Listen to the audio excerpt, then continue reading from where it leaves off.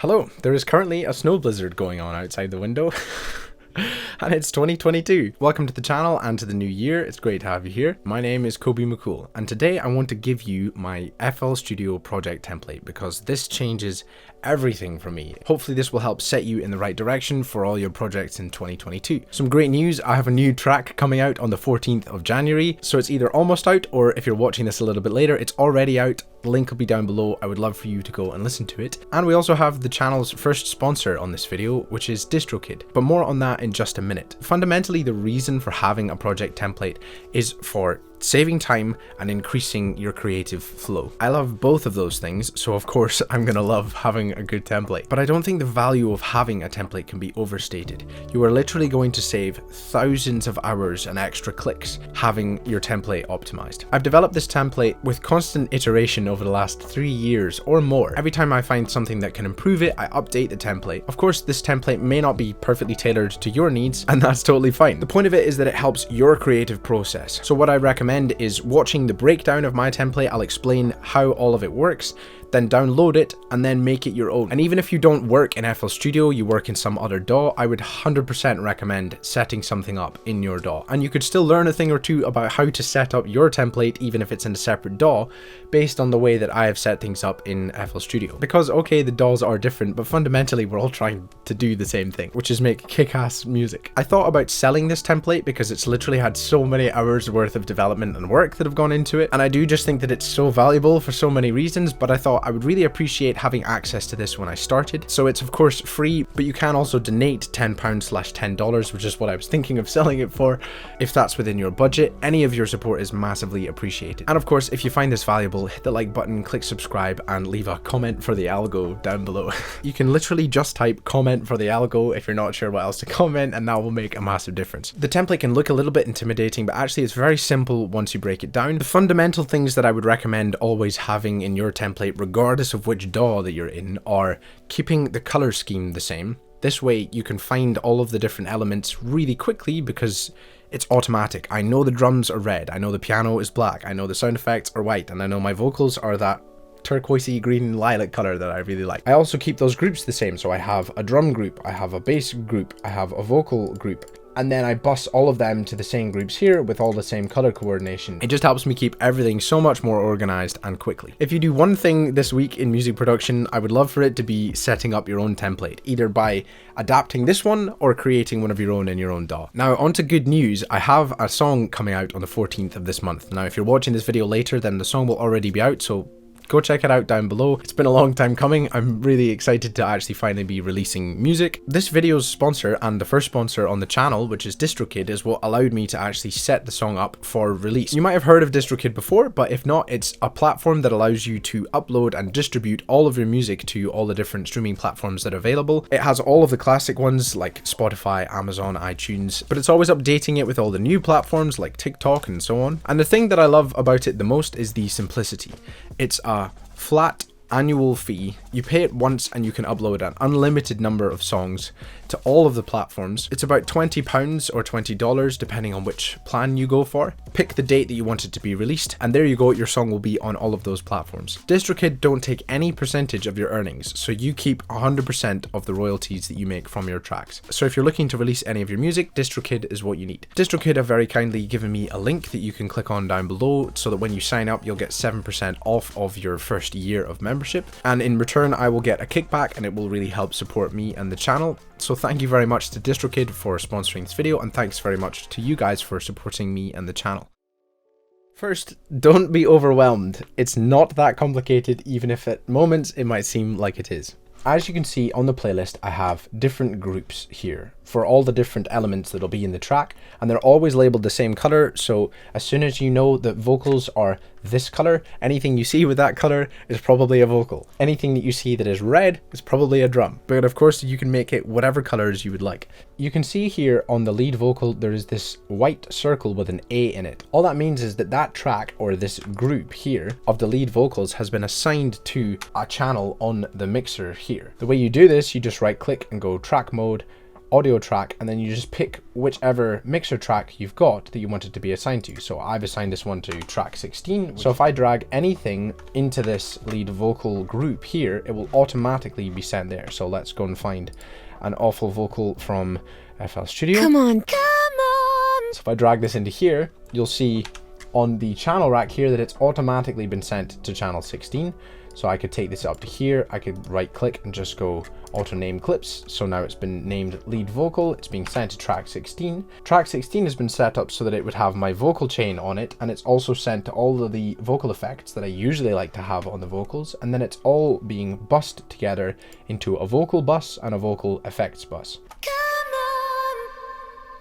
on. I have all of those effects already set up and running so that if I come up with an idea, I record the idea into my recording channels here, whichever one I want to use, and then drag that vocal in, and it's already got decent effect on it. I do the same thing more or less for all the different instruments. So it's the same with the guitar. If I decided to take a guitar loop, I drop it onto the guitar muted. Now it's been automatically sent to track 50. Now if we scroll over to track 50 where it says guitar 1 muted, it's being sent through some simple EQ to make it nice and muted. I've got two compressors lined up here if I want to use them, but they're turned off for the moment. And then it's also being sent to reverbs and dotted delays. So if I press play,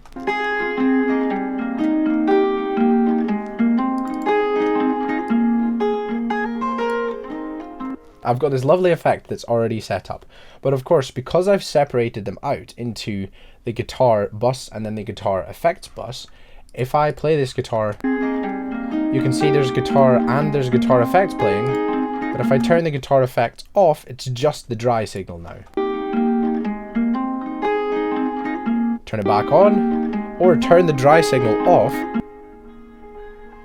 Now I can hear just the effects themselves. And I love doing this because one, it helps massively with mixing, but two, it also helps creatively. I can automate these effects so that they come up and down, print them out, blend them, use it to make some sort of atmosphere, but it also happens really quickly too.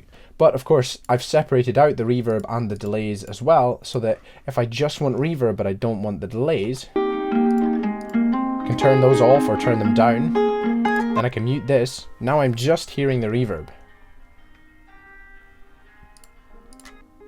Now I'm just listening to the delay. And then of course I can go into this delay and I can treat it separately as and how I want to as well. And the same applies for all the instruments. If I go onto the channel rack here, I've got this Labs piano loaded up. Now, as you can see, it's sent to channel 55. And it's all automatically going to a reverb and a delay, and then it's being bussed together into the piano and the piano effects bus. If I turn the dry off, I just hear the effect. Now all you hear is the effects of the piano, which is really cool. I of course haven't done this with absolutely everything, because sometimes I find it's kind of cool to be able to put the snare onto the kick one and not worry about it being sent to the same channel. Maybe I want to add in more than one kick or more than one snare, so I don't want to have them all assigned. By having these groups set up, it just makes it so much faster and easier to get everything labeled and organized and then sent to the right place. But it also means that whilst I'm mixing, if I don't like the sound of something, or I'm just trying to test out the balance of everything, I can turn everything off very easily. I can turn all the drums off, or just the drum effects, or I can turn this pattern off here.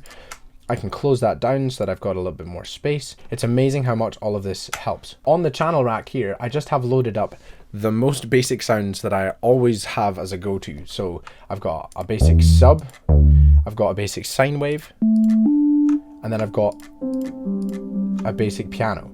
All I have to do is add in a pattern, and then I can very quickly test out an idea. I then just have a kick, a snare, and a hat, so that I can throw down a really quick drum pattern if I need to. And they're obviously all already sent to the kick, the snare, and the hat, which is really handy.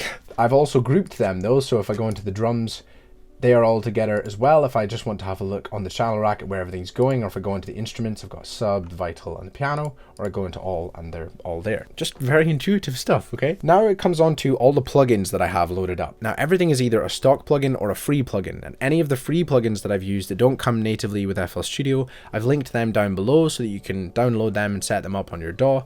That way, whenever you open this project, it should all open perfectly with no problems. But I've tried to keep the third-party plugins to a very minimum because I just think that the stock plugins within FL Studio are so good anyway. You can see I've got different colors here. So I've either got a pink plugin or a blue plugin. Now the pink plugins are all to do with controlling volume or sending information. So they're not really effects plugins. And the blue plugins, they are effects plugins. And then you can see that anyone that is green is also an effects plugin, but it's a third-party one. So Valhalla Supermassive is a free third-party plugin, so it doesn't come from FL Studio. Then on the vocals, I have this other free one called MAutoPitch, which is just a free auto-tune. I just throw them onto all the different vocal channels, so that if I want to test a vocal idea quickly, I can, and I don't have to sing it perfectly every time. Because it's free, I don't think it processes it very well. It kind of degrades the quality of the audio, but for testing out ideas, it's brilliant. And of course, that's linked down below as well. This piano that I've got here is from Labs, the Spitfire audio one. It's the soft piano. That's also linked in the free downloads, and so is Vital. Vital is a free synth, and I love it. The purple plugins are for sending signals to different places. So as you can see on the vocals here, I have sidechained the lead vocal to all of these different effects channels here, and then used these sends, so fruity send, to send that information to the whole reverb, so that if I then drag in a vocal like we have here, this send is responsible, the whole reverb send is responsible for sending the information to the whole reverb. Same with the plate reverb, half delay, and the 16th delay, and they're all labeled here as well. Rather than actually putting the effect on the lead channel itself, because when you compile everything all onto the same channel, you lose the ability to control them individually. If you just put reverb on the main vocal channel, you can't affect the reverb, either the compression of the reverb or the EQ of the reverb, without also affecting the main dry vocal as well. Having that extra control makes all the difference. And speaking of having extra control, that's why I have a Fruity Balance plugin on pretty much every track that there is. There's just a Fruity Balance plugin down at the bottom. It's funny, I actually mix almost all of my tracks using the Fruity Balance plugin. I have almost never used the fader. I just use the Fruity Balance plugin. You could say that it's a bad habit, but I think the reason why I do that is because I don't want to be relying on the visual. And it's very easy when the SFX are down here and the piano's up here and blah, blah, blah, to get an inaccurate visual representation of what the volumes of each of your elements are. I'll talk about this more when I make a dedicated mixing video, but if you're just controlling the mixer there, you can start thinking that something is quieter or louder than it actually is. Whereas by having the Fruity Balance there, I just go in and I tweak it with that, and all I'm doing is listening to it. I usually end up doubling up the Fruity Balance. So I have one Fruity Balance that I use for controlling the overall volume, but I have another balance here, Fruity Balance Aut, and Aut is just short for automation, because this is usually what I would automate. So if I wanted to automate the vocal volumes,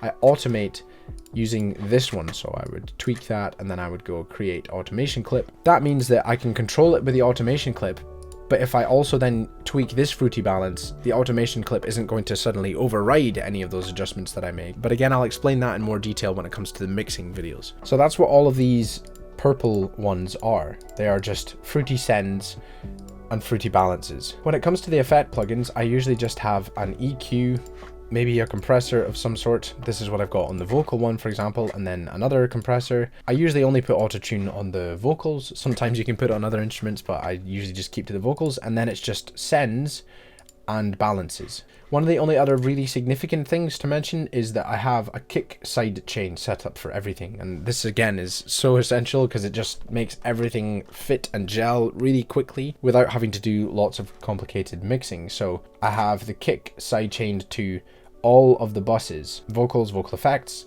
instruments, instrument effects, and then when I go into the actual bus, I have a Fruity limiter set up to duck whatever channel it is that it's on when the kick hits. So let me make a simple piano pattern and I will demonstrate this. So if I have this piano and then go da-da-dum, da-da-dum,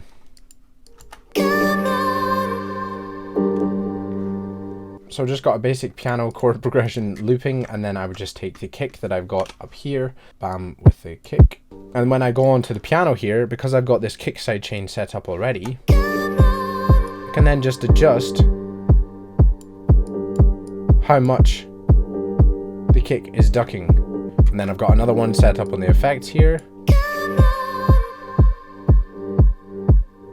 So as you can see now, the vocal effects are being ducked by the kick. Then if I turn off the dry vocal and I turn off the drums, you can now hear the vocal effects being compressed or sidechained by the kick without hearing the kick or the dry vocal.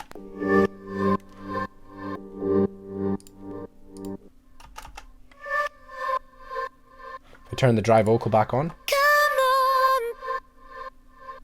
turn the drums back on, turn the piano back on.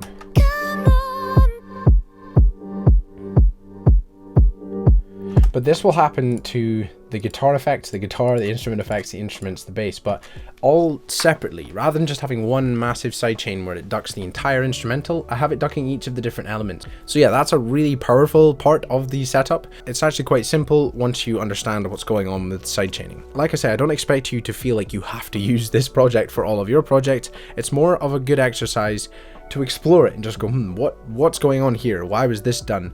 Just to try and get an understanding of what my thought process is whilst I was creating the template. And this can help inform you and your process, even if your process ends up being slightly different. One of the only other really significant ones that I have with the sidechaining is set up so that the vocals are sidechained to the vocal effects, and then I have a vocal sidechain set up within Fruity Limiter, so that when the dry vocal comes in, it pushes down the vocal effects a little bit, and this creates really lovely presence within the vocal. I'll explain this technique more in the vocal mixing video that I'll make, because this makes a huge difference for providing clarity to the vocals while still having nice vocal effects, but the vocal effects don't drown out the dry vocal. They just swell up when the dry vocal stops. Let's make this nice and big. So if I pull the threshold up and I press play on the vocal, the dry vocal and the vocal effects will play more or less as they are, with almost no compression. If I pull it right down, you're almost hearing none of the vocal effects until the dry vocal has stopped, and then the vocal effects push up, but it gives way more presence to the dry vocal. Now obviously that's a little bit too harsh, so I push the threshold up a little bit, just to keep control of them. So it means that it feels like the vocal is breathing, where there's presence when you want the dry vocal to be there, but when the dry vocal stops, the effects swell up. And in busy drops, this is really, really effective. I always have that set up because I found myself repeatedly doing it, and then realized, oh, I'll just put it in my template, and then I only have to do it once. All of the different channels that I have here are just for different options. I almost always record layers on the left and the right of my vocals, so I added that to the template so that it's all set up. If I drag a vocal onto there, it's automatically being sent to the left layer or the right layer. And the same with ad-libs, and I also have some harmonies, some places for reverse vocals and pads. It's just something I have in almost every track. Now, don't worry if you don't use some of the things that are in here. Very often I create a track and it doesn't have piano in it because it just doesn't need piano. So it's fine, you just leave the piano empty and that's not a problem. It loads really quickly because all of the plugins are stock or free plugins. So you don't have to worry about having extra information or extra channels on the channel rack if they're not being used. Then at the beginning here, I just have two separate recording channels and a metronome channel, so that if I decide to turn the metronome on, it's going to a separate channel here, and I can just turn it right down or up, depending on how loud I want the metronome to be. And then on the master, I just have a gross beat. If I wanted to add effects to the whole track, then I can do that. And a parametric EQ, so that if I want to do sweeps to the actual master, then I can do that, usually just as an exploration to see what happens if I add some cool effect. And there you go, that's the template. Have a play around with it. If you get stuck on anything, or if anything's not quite working, or you're confused about something, just send me a message or leave a comment down below. If you want to see this template in action in a full pop song, click on this video here. I look forward to seeing you in the next one, and until then, believe in yourself and you will be unstoppable. Bye.